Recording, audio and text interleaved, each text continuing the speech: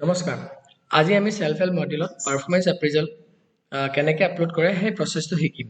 তাৰ আগতে আমি পাৰফৰমেন্স এপ্ৰেজেলটো কমপ্লিটলি ফিল আপ কৰিব লাগিব লগতে আমাৰ আই গট কৰ্ময়োগী সাৰ্টিফিকেটছখিনি এটাচ কৰিব লাগিব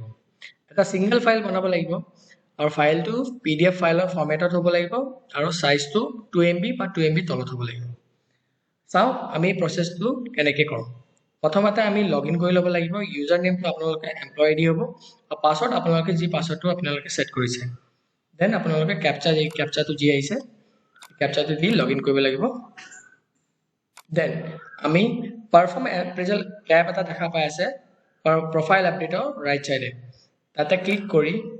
upload PA format performance appraisal format তাতে ক্লিক কৰিব লাগিব তাতে আপোনালোকে দেখা পাব এসেসমেন্ট ইয়াৰ আপোনালোকে শো হৈ আছে এমপ্লয় আইডি শো হৈ আছে ইয়াতে সিলেক্ট ফৰমেট এটা ফৰমেট কোনটো ল'ব লাগিব যোনটো ফৰমেটত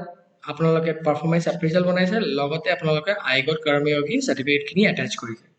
সিঙ্গেল ফাইল হ'ব .pdf ফাইল হ'ব আৰু 2MB আৰু 2MB তলত হ'ব ইয়াতে আমি আপলোড কৰিলো কৰা লগা পিছত কি কৰিম ট্ৰেইনিংৰ ট্যাবটো দেখা পাইছে আপোনালোকে ট্ৰেইনিংৰ ট্যাবত আপলোড ট্ৰেইনিং সাৰ্টিফিকেট বুলি দিয়া আছে ইয়াতে আমি কি কৰিম আমাৰ সাৰ্টিফিকেট টাইপ IGOT মানে আই গট কৰ্ময়োগী সাৰ্টিফিকেটছ এটো কৰিম এতিয়া ইয়াতে সাৰ্টিফিকেট নেম বুলি দেখা আছে ইয়াতে আমি ধৰি লওক আমি 5টা সাৰ্টিফিকেট কৰিলো বা 10টা সাৰ্টিফিকেট কৰিলো এটা সাৰ্টিফিকেটৰ নাম দিব লাগিব আৰু সেই এটা সাৰ্টিফিকেট আপলোড কৰিব লাগিব এটা আপলোড কৰাৰ পিছত আমি এড নিউ কৰিব লাগিব এড নিউ কৰাৰ লগে লগে আৰু এটা সাৰ্টিফিকেট আহি যাব আপোনালোকে দেখা পাই আছে certificate number 2 then certificate number 2 নামটো দিব লাগিব দেন সেই ফাইলটো দিব লাগিব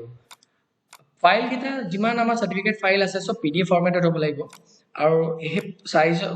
ফাইলৰ সাইজটো আমাৰ 200 KB হ'ব লাগিব তেতিয়াহে সিস্টেমে ল'ব নহলে নহয় এই দুটা